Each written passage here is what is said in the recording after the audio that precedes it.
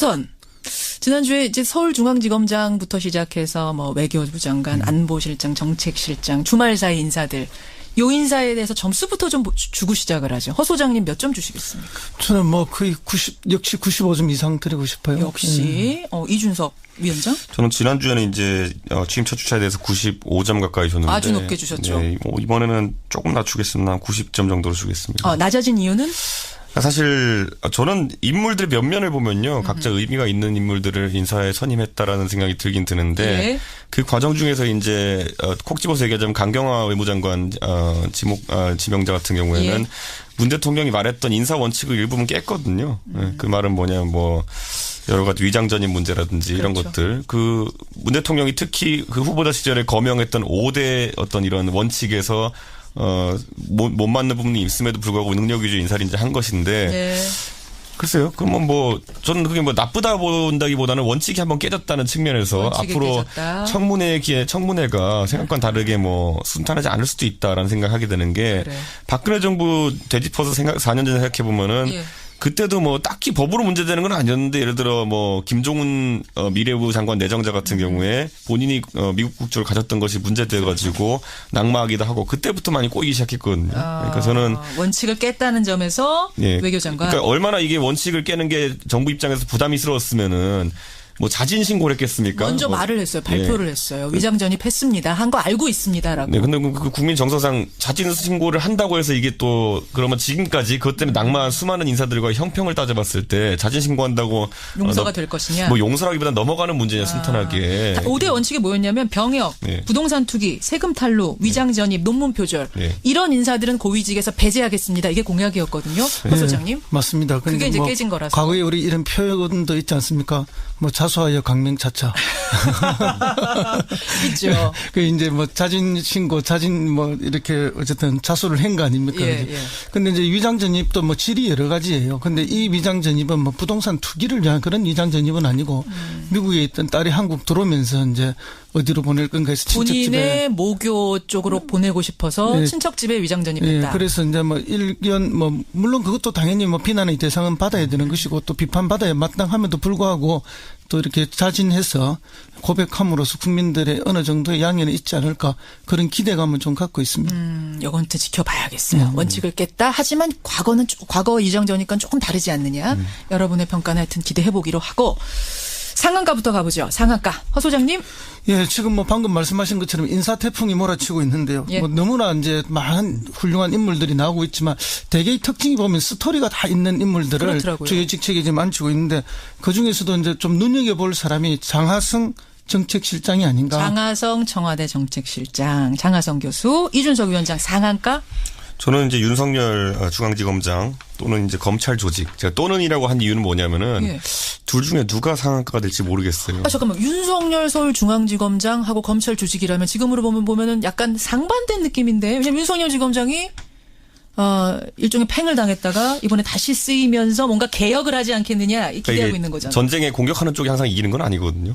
그러니까 방어전으로 이제 검찰이 아마 검찰 조직이 치를 텐데 이게 뭐 방어전이랑 기득권 방어 논리 이런 건 둘째치고 지금 검찰 같은 경우에 상당히 좀 뭐라 해야 될까 억울한 부분도 있을 겁니다. 예를 들어 최근에 있었던 돈봉투 감찰이라든지 이런 부분에 대해 가지고 뭐 여론이야 굉장히 검찰이 나쁘게 이렇게 묘사되어 있지만은 사실 이걸 관행이라고 또 묘사하기도 했는데 문제가 뭐냐면 실제로 이제 관행이 맞거든요. 근데 잘못된 관행이죠. 그렇죠. 예, 그런데 이것을 가지고 이제 어떤 인사 태풍까지 이제 몰아치려고 하니까 아마 그 부분에 대해서는 검찰도 한 거를 좀 할 겁니다. 제 생각에는. 그래서 윤석열이냐 아니면 검찰 조직이냐 누가 상한가 될지 모르겠다. 예. 자, 이준석 위원장의 상한가는 조금 전에 이름이 나왔던 윤석열 서울중앙지검장. 그러니까 특검에서 뛰었던 그분이 서울중앙지검장으로 왔어요. 근데 그분이 상한가가 될지 아니면 검찰 조직이 될지 어떻게 보세요? 자, 우리 잘 생각해 보면은 과거에 노무현 정부 때 검찰 개혁이 성과가 미진하고 실패했다는 평가를 받는 이유 중에 하나는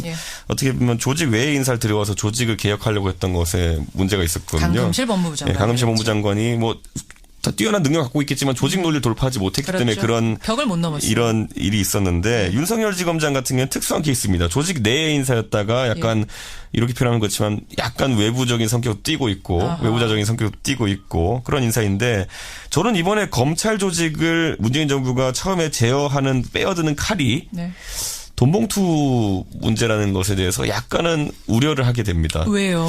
왜냐하면 이게 원래 뇌물이라는 게 보면 김영란법에도 정확히 나와 있는 게 뭐냐면은 8조 4항에 보면은 상급자가 하급자에게 주는 경력금조의 돈은 김영란법의 적용 대상에서 배제한다로 돼 있어요. 그래요? 예외 조항이 들어 있습니다. 그렇기 때문에 이것은 뭐 김영란법 위반으로 보기도 좀 뭐하고 특정 사건에 대한 뇌물로 좀 보기도 뭐한 것이 그야말로 관행 중에 나쁜 관행 정도? 그러니까 그 금액이 액수나 이런 거로 봤을 때 뇌물죄 인정받기 어려운 그 금액이기도 하고 그래서 이게 말 그대로 수사까지 들어가긴 좀 어려운 사안이고 결국에는 이게 좀 조직한테 좀 잘못된 관행이니까 이제 앞으로 좀 잘해보자 뭐 이런 취지의 이제 무언의 압박인데 예.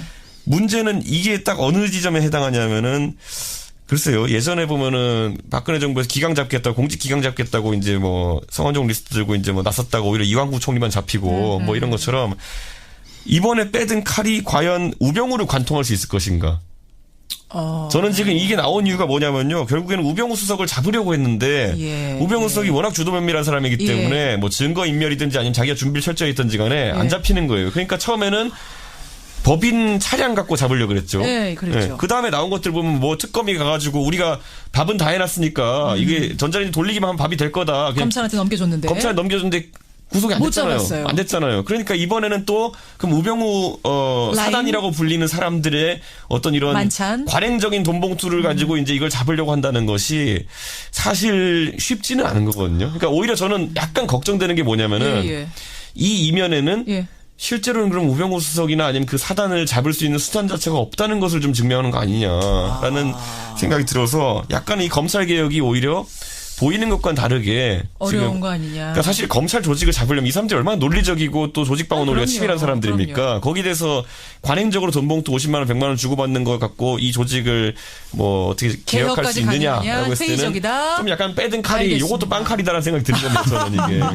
빵칼 아니냐? 어떻게 생각하세요, 허 소장님? 이것 갖고 뭐 검찰을 개혁하거나 뭐 잡으려 하는 그런 건 전혀 아니고 이거는 뭐 단순한 중간에 일어난 하나의 이벤트에 불과한 거고요. 실제 이제 검찰 개혁은 뭐 쉬운 게 인적 청산이지만 인적 청산을 통해서 뭐 어떤 개혁이 성공해 본 적이 없어요. 그거는 시간이 지나면 다시 원위치로 다 돌아가거든요.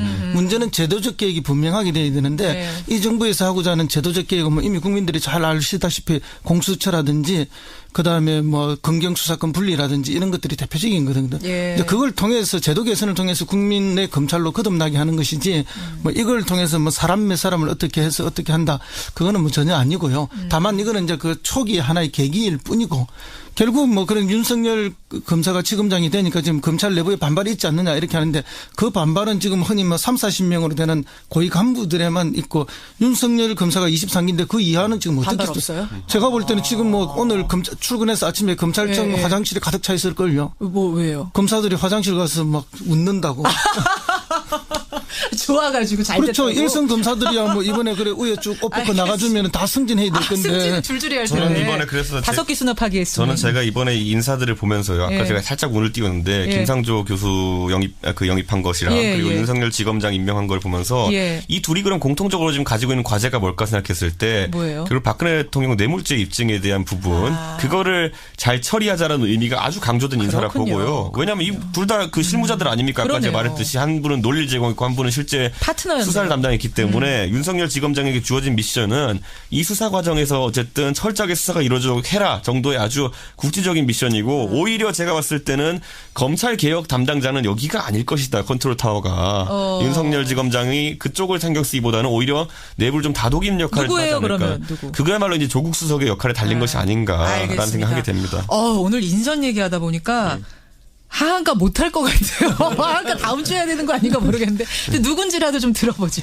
허성무 소장님 하한가? 예, 저는 정우택 대표, 원내대표죠. 아니, 왜요? 정우택 원내대표. 조금 전에 인터뷰하고 가셨는데. 그렇죠. 5.18 그 강주 기념식에 참석하셨잖아요. 그런데 이제 님을 위한 행진곡 부르지 않았는데, 부르지 않은 거는 좋지만, 그 부르지 않는 이유를 기자들이 물었을 때, 국민적 공론화가 없었고, 대통령이 우리한테 사전에 언론이 없었다. 이렇게 이야기를 했어요. 그러니까 부르지 않은 건 자유지만. 그렇죠. 뭐 이유가 논리가 안 된다? 논리가 전혀 맞지 않죠.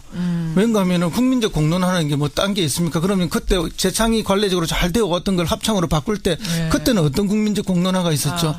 근데 그때 그런 문제를 제기를 했더라면 이 이야기가 옳은 말이지만은 전혀 그렇지 않고 이미 국민들은 그걸 다 원하고 있는 걸 해준 걸 불구하고 또 본인한테 언론이 없었다 하는데 사실 이런 것까지도 본인에게 다 미리 사전 언론을 해야 될 정도는 아니지 않느냐. 재창 문제까지. 이거는 왠가하면 국회하고 협의해야 될 문제는 아니니까 국회하고 협의해야 할 문제라면 반드시 각 당의 원내대표들하고 의논하고 사전에 알려드리고 하는 게 맞죠. 알겠습니다. 그러나 그런 정도의 사안이 아닌데도 이렇게 말하는 것은 좀 명분이 약하지 않나 이런. 저는 보수 정당인 이준석 위원장 생각이 궁금하네요. 여기에 대해선. 제 생각에는 이제 원칙이 정해졌으면요. 그 원칙에 맞춰가는 것이 답이 아닐까.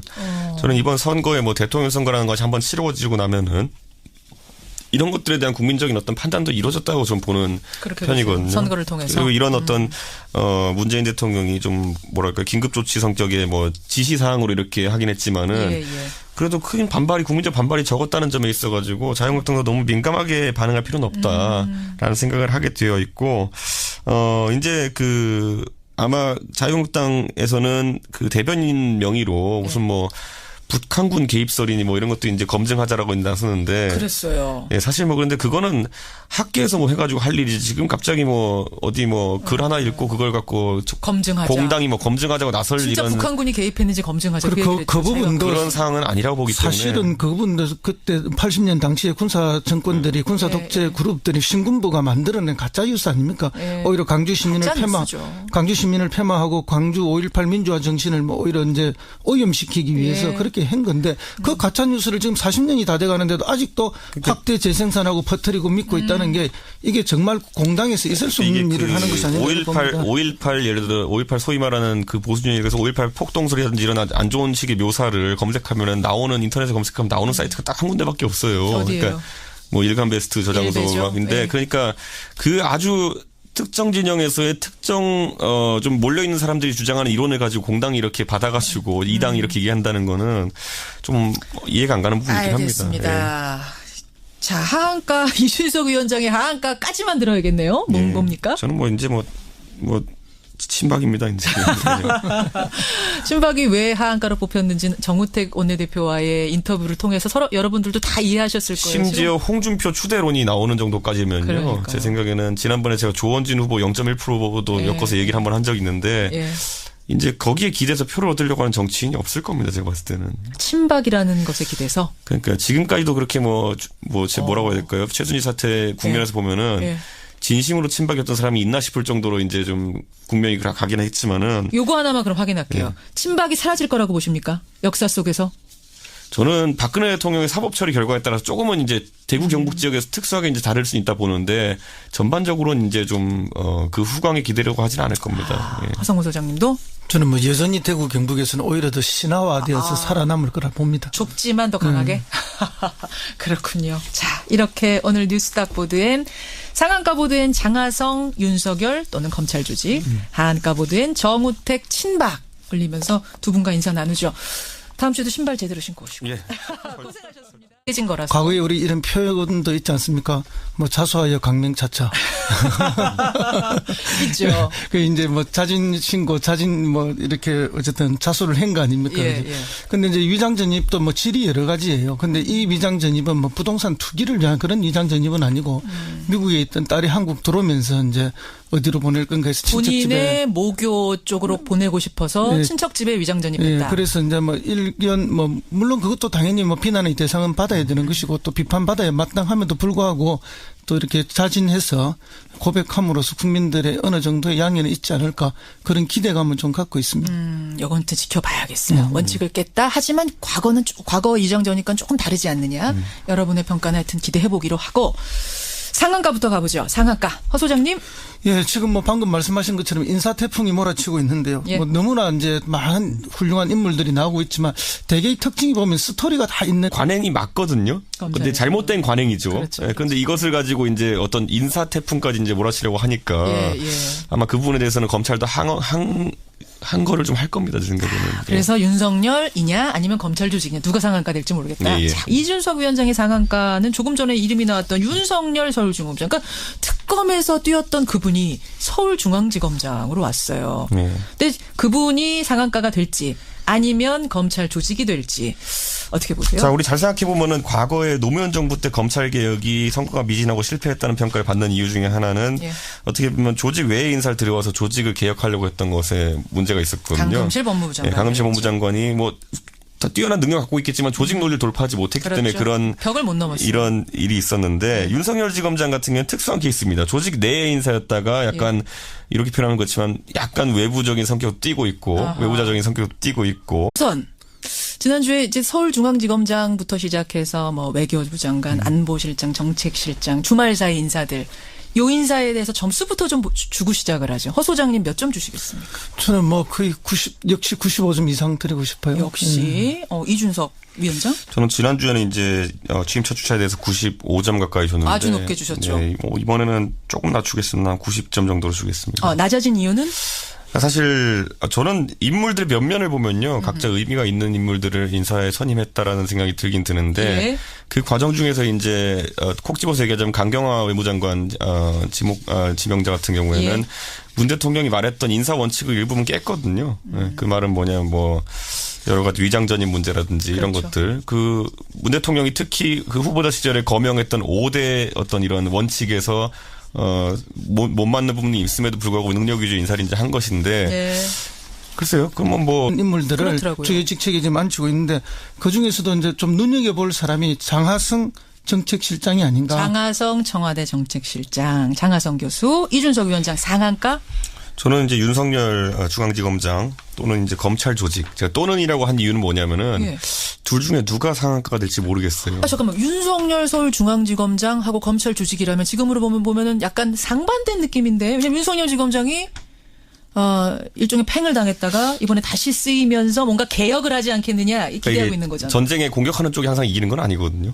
그러니까 방어전으로 이제 검찰이 아마 검찰 조직이 치를 텐데 이게 뭐 방어전이랑 기득권 방어 논리 이런 건 둘째치고 지금 검찰 같은 경우에는 상당히 좀 뭐라 해야 될까 억울한 부분도 있을 겁니다. 예를 들어 최근에 있었던 돈봉투 감찰이라든지 이런 부분에 대해 가지고 뭐 여론이야 굉장히 검찰이 나쁘게 이렇게 묘사되고 있지만은 사실 이걸 관행이라고 또 묘사하기도 했는데 문제가 뭐냐면 실제로 이제 저는 그게 뭐 나쁘다 본다기보다는 원칙이 한번 깨졌다는 측면에서 앞으로 깨졌다. 청문회가 생각과는 다르게 뭐 순탄하지 않을 수도 있다라는 생각하게 되는 게 박근혜 정부 되짚어서 4년 전에 생각해 보면은 그때도 뭐 딱히 법으로 문제되는 건 아니었는데 예를 들어 뭐 김종훈 미래부 장관 내정자 같은 경우에 본인이 미국 국적을 가졌던 것이 문제돼 가지고 낙마하기도 하고 그때부터 많이 꼬이기 시작했거든요. 그러니까 저는 원칙을 깼다는 점에서 외교장관. 그러니까 얼마나 이게 원칙을 깨는 게 정부 입장에서 부담이스러웠으면은 뭐 자진 신고를 했겠습니까? 먼저 말을 했어요. 발표를 했어요. 위장전입했습니다. 한 거 알고 있습니다라고. 네, 근데 그 국민 정서상 자진 신고를 한다고 해서 이게 또 그러면 지금까지 그것 때문에 낙마한 수많은 인사들과 형평을 따져봤을 때 자진 신고한다고 용서가 될 것이냐? 뭐 용서라기보다 넘어가는 문제냐 순탄하게. 5대 원칙이 뭐였냐면 병역, 부동산 투기, 세금 탈루, 위장전입, 논문 표절 이런 인사들은 고위직에서 배제하겠습니다. 이게 공약이었거든요. 허 소장님. 맞습니다. 그게 이제